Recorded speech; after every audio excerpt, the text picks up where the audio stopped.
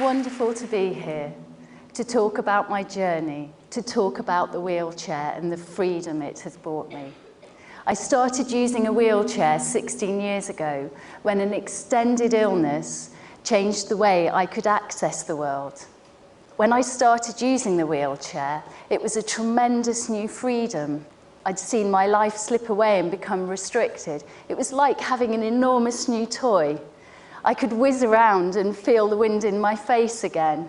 Just being out on the street was exhilarating.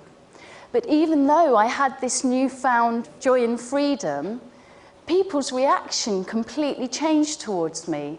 It was as if they couldn't see me anymore, as if an invisibility cloak had descended. They seemed to see me in terms of their assumptions of what it must be like to be in a wheelchair. When I asked people their associations with the wheelchair, they used words like limitation, fear, pity, and restriction. I realised I'd internalised these responses, and it had changed who I was on a core level. A part of me had become alienated from myself. I was seeing myself not from my perspective, but vividly and continuously from the perspective of other people's responses to me. As a result, I knew I needed to make my own stories about this experience, new narratives to reclaim my identity. I started making work that aimed to communicate something of the joy and freedom I felt when using a wheelchair, a power chair, to negotiate the world.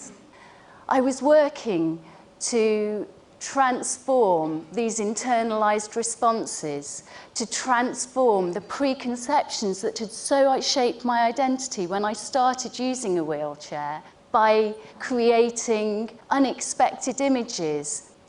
The wheelchair became an object to paint and play with. When I literally started leaving traces of my joy and freedom, it was exciting to see the interested and surprised responses from people. It seemed to open up new perspectives, and therein lay the paradigm shift. It showed that an arts practice can remake one's identity and transform preconceptions by revisioning the familiar.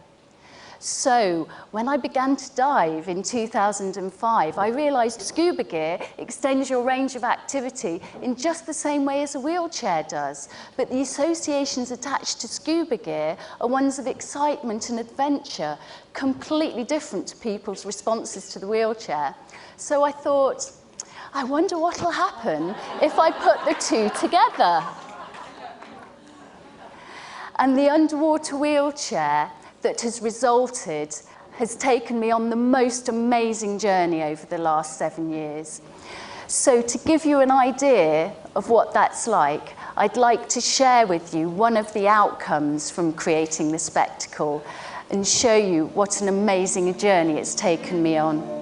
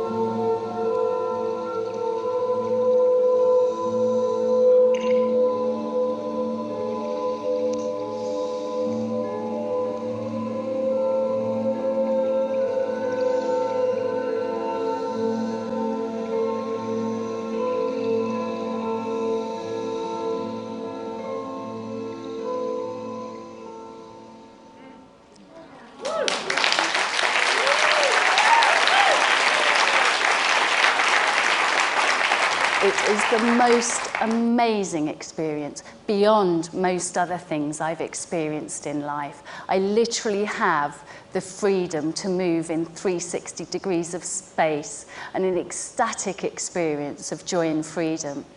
And the incredibly unexpected thing is that other people seem to see and feel that too. Their eyes literally light up and they see things like, I want one of those, or if you can do that, I can do anything. And I'm thinking it's because in that moment of them seeing an object they have no frame of reference for, or so transcends the frames of reference they have with the wheelchair, they have to think in a completely new way. And I think that moment of completely new thought perhaps creates a freedom that spreads to the rest of other people's lives.